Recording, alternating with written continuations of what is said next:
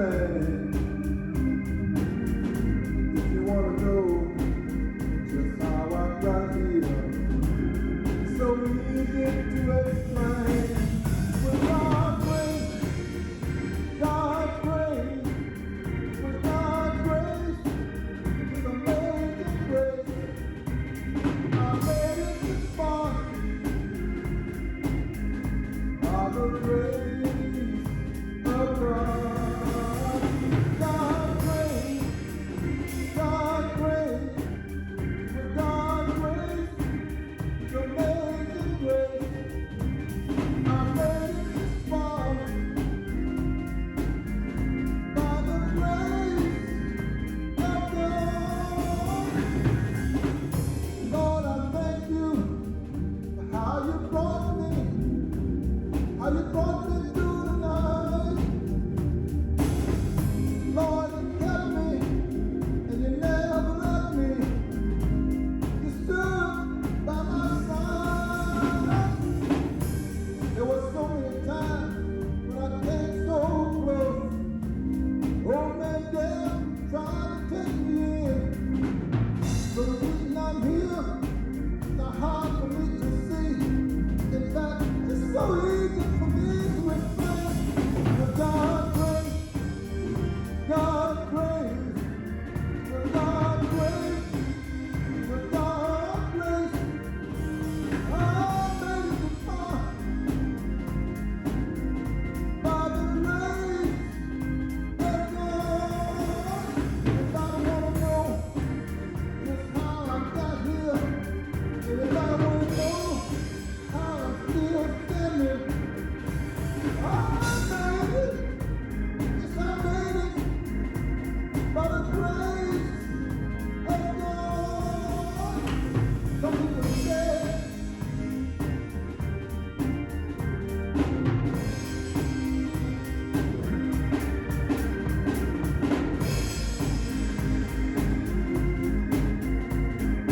grace of God.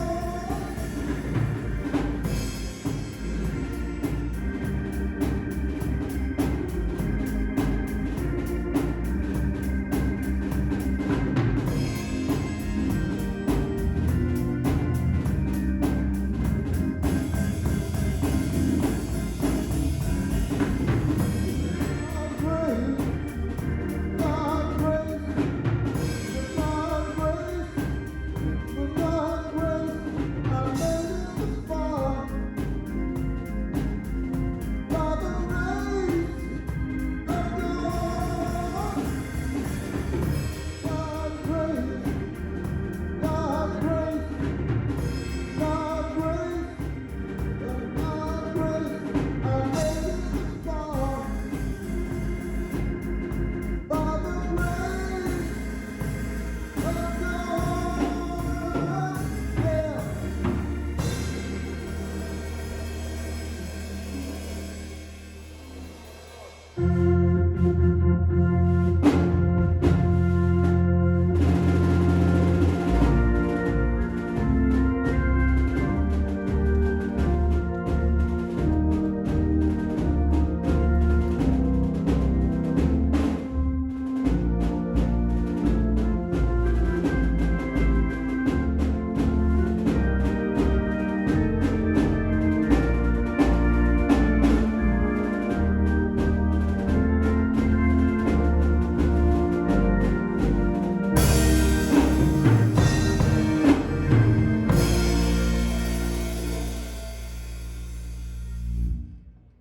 Good morning.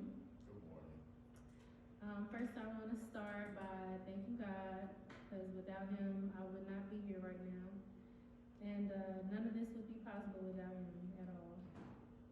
I would like to thank my parents, my sisters, my family, and friends, anybody that supported me throughout this entire journey.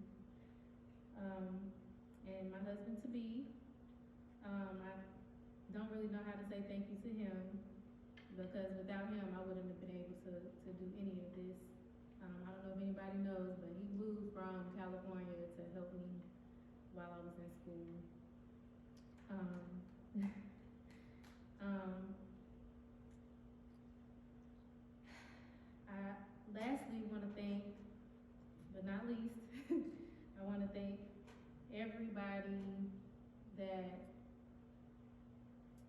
believed in me throughout the journey that I've been through. I gotta pat myself on the back as well because it's been rough. It's been really rough. Now that the classes are over and the hardest part of school is over right now, I have a job secured at Caramel Health. It's time to celebrate. I find it only fitting, that I celebrate a little bit, do a little dance.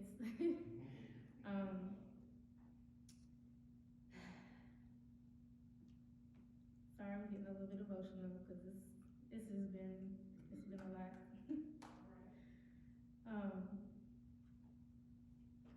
I know some of y'all know that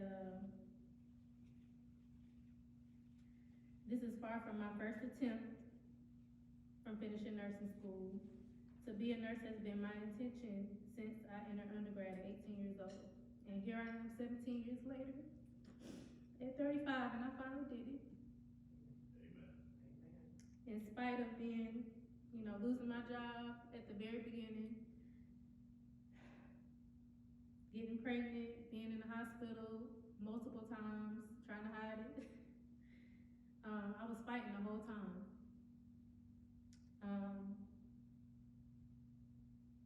My entire pregnancy, I was sick. I don't know if everybody knows that, but I was sick almost every day, in and out of the hospital, and I was still fighting. It delayed me a little bit because I didn't pass one of my classes because of it, but I still pushed through.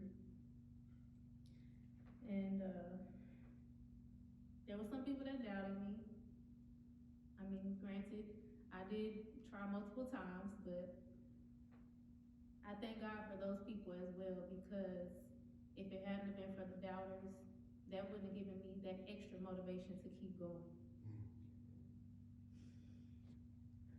In spite of whatever the devil may have sent to derail or discourage me, I did it. This was by far the scariest thing that I've ever done, and I'm proud of myself for following through. I was going to the hospital so much that at one point I felt like I was about to die. But through it all, I still pushed through. And from the outside looking in, I could see how you would think, here we go again, just something else to push her back, but I still pushed through this other obstacle. It was just one more thing to throw on the mountain load of issues that I already had. But I never took my eyes off of the finish line. I may have been unable to attend classes for a while, but I never stopped studying. I appealed and went back to school after I failed the one class, and went back to school 3 days after I gave birth. I don't know if y'all know that either. And it was rough. That was pivotal bonding time for me and my baby. But it felt like at the time that was what was the greater mission to accomplish.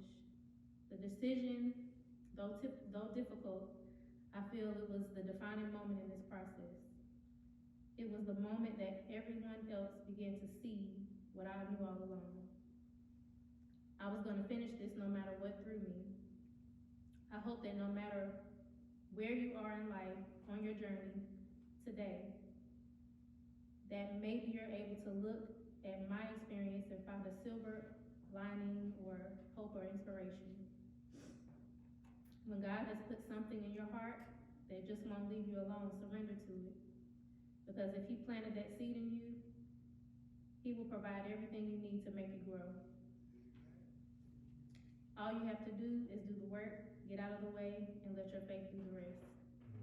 Happy Juneteenth, happy Father's Day, and blessings to everybody. Thank you.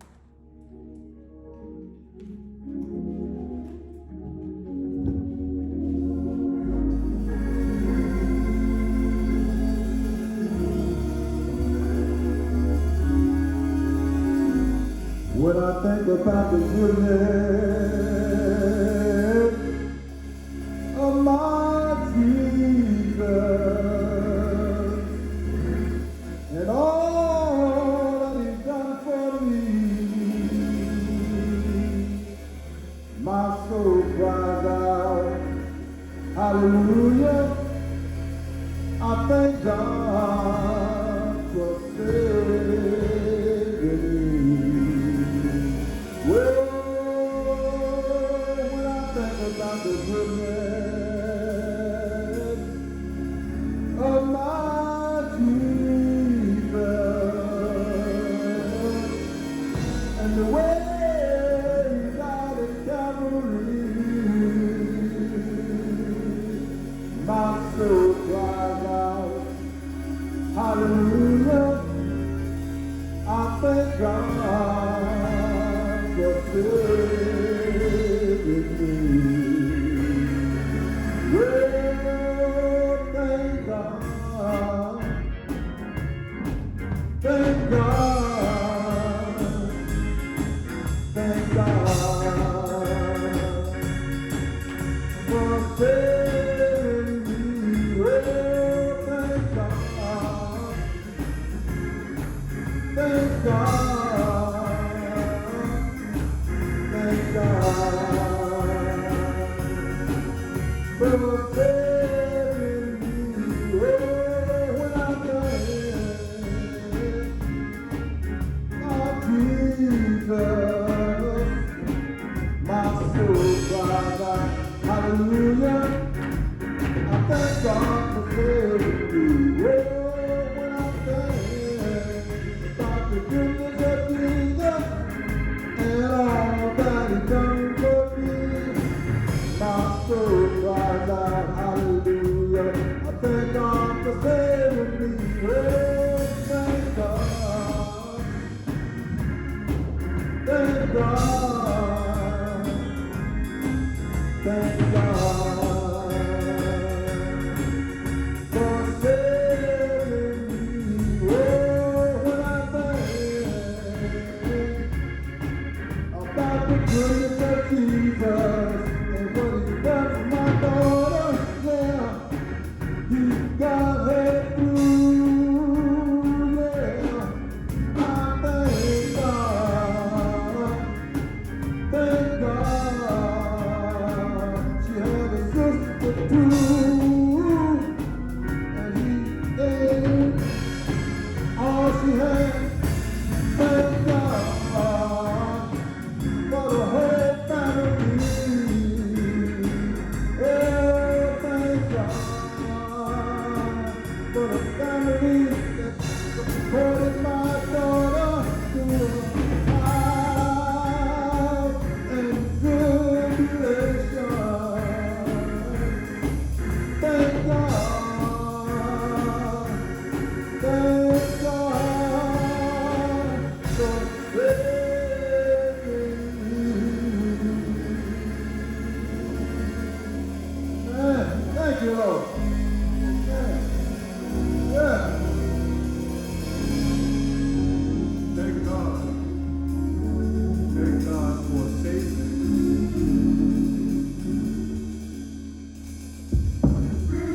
Thank God for saving, for His saving grace, all that He has done for us. And again, we are so proud of all of our graduates, but we are certainly proud of what the Lord has done in Kim Morrison's life. And we are proud of her, and we congratulate her and the family. I'm not going to take too long.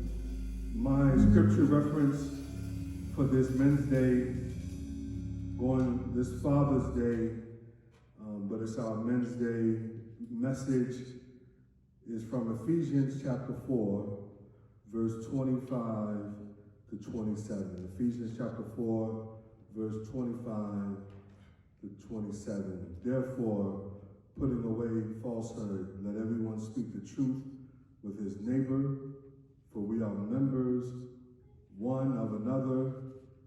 And here it is, verse 26. Be angry, but do not sin. Do not let the sun go down on your anger, and give no opportunity to the devil. Amen. So just for a few moments on this Wednesday, I want to talk from the subject, Black man, you have the right to be angry. Black man, you have the right to be angry. After 5 weeks of reflection, being on vacation, processing the uprising, the Juneteenth that we're celebrating, and also, I believe it's the 99th anniversary for Tulsa, the race riots, and the destruction of Black Wall Street. And as I was thinking about all of these events, this historical moment that we're all living in, I had this thought. You know, we have to do away finally with the notion that Christians cannot be angry. The sacred scriptures are clear. There's a laundry list of God-fearing, Torah-keeping people who every now and then they lost their cool. Let's start with Sarah. We learned that Sarah was upset about Hagar, and she uses this phrase in Genesis 16, verse 5, when she says, the wrong done to me is your fault. And one scholar describes in the Hebrew as a bitter and angry cry. Then we have Moses, who we learn struck a rock. We know that David was angry because the Lord's wrath had broken out against King Uzziah. Esau was angry at Jacob. I even saw one scholar that assumed that Isaac ran off from his father after he was untied, and he did not return with him because he was angry that his father was going to sacrifice him. We have Elijah, who's mad at God's people and makes his way to Mount Horeb to complain. You know about John the Baptist, who was angry at the Pharisees who came down to the Jordan. Or Jesus, who himself, the Bible says, turned over tables, whipped money changers, and was angry when he said, "You've turned my father's house into a den of thieves." And so I provided all that scripture support to have the space to say to you, to us today, that I'm angry. I grew up thinking being angry was a flaw. And as I worked in case management, I realized that schools even treat anger as if it's a handicap. But scholarship says that even children can feel racism and internalize it as shame. And so now, in this new day that we're living in, I'm starting to look at everything a little different. And so maybe, whether you're black, if you're a black man or a black female, a black woman, growing up in this country, you have a right to be angry. Think about it. Paul says, be angry, but then he says, sin not. Let's deal with the being angry as the first point. And I think the first thing we have to do in this day going forward is naming is an important process in this rebuilding of our society. Naming. Let's name a few things. Let's talk about the mistreatment of blacks and African Americans who helped build this country. But what is righteous indignation? What does that look like? And as I was thinking about this, and as I watched all of the police brutality as it was playing out, and I realized that I was getting angry, and I realized that we come from this legacy of protesting and marching, but what happens when you all protested out? How long will we sing, "We shall overcome"? How long will we sing about the God of our weary years and the God of our silent tears? And this should not be a surprise that people all over this country are angry. All of the monuments celebrating a racist history are finally being torn down after all this time. So we live in a country that celebrates those heroes while the neighborhoods and monuments named after African Americans go neglected. The prisons are full of African Americans. The shelters are full of blacks. School systems in black neighborhoods produce unprepared students. COVID is hitting our neighborhoods harder. Every time we turn around, there's another black family doing a news conference begging for justice, and I say we have a right to be angry. Do you realize Rodney King incident was 30 years ago? And here we are still protesting police brutality to African Americans. So as a Christian, you have a right to be angry. If you're black and live in Charlotte, you have a right to be angry. I was thinking of W.E.B. Du Bois, who says, to be a poor man is hard, but to be a poor race in a land of dollars is the very bottom of hardship. And so a couple, you might ask, what will it take to change communities like this? And we have to figure out a way to make sure wealth trickles down to the communities that help build this society. But you have this system where only a few prosper, and it creates this jealousy and envy that leads to anger at one another. And so I'm angry, and it's okay. I have the blood of a slave running through my veins. In a country that prefers to either see me in chains or swinging from a tree. Existing in a country that refuses to let me be free, but all the while tell me I'm free. And so naming says racism is deep in the roots of this country. And if we can't pull up the roots of racism, we're always going to have strange fruit. As I think about it, every city that I've served in, don't matter what state it's in, every city I've served in had the same story for young black men.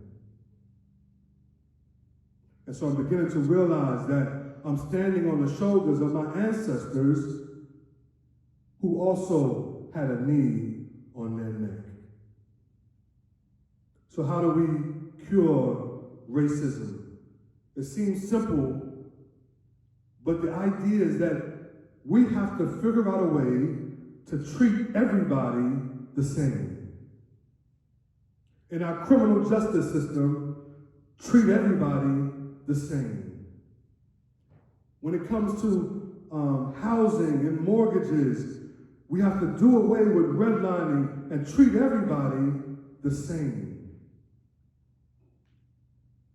And as I was thinking about this and just how fast things came toward us and at us, we had Breonna Taylor, who was murdered in her own home. Ahmaud Arbery, George Floyd, Rayshard Brooks. We have a right to be angry. But Paul says, be angry, but sin not. In order for institutions to remain racist, as long as this country has remained racist, we have a lot of institutions that have been complicit and turned a blind eye to some of the things that we struggle with in our society. Be angry, Paul says, but sin not. It's literally Malcolm and Martin in the same phrase. It's any means necessary, and also I have a dream. Be angry, but sin not. And as I was thinking about this, I thought about the day Cassius Clay came home with his gold medal. And he says that after winning the gold medal, he came back to his hometown where he grew up and where he was so proud. But before he left, he couldn't eat in the diner that was downtown. But after he came back, and everybody knew his face, and everybody knew he was a hometown hero and a hometown celebrity. So he went to that same restaurant, thinking that finally, with his accolades, they would allow him to sit in that restaurant. And he said that they looked right at him and told him, we don't serve Negroes. Later, now Muhammad Ali wrote this poem.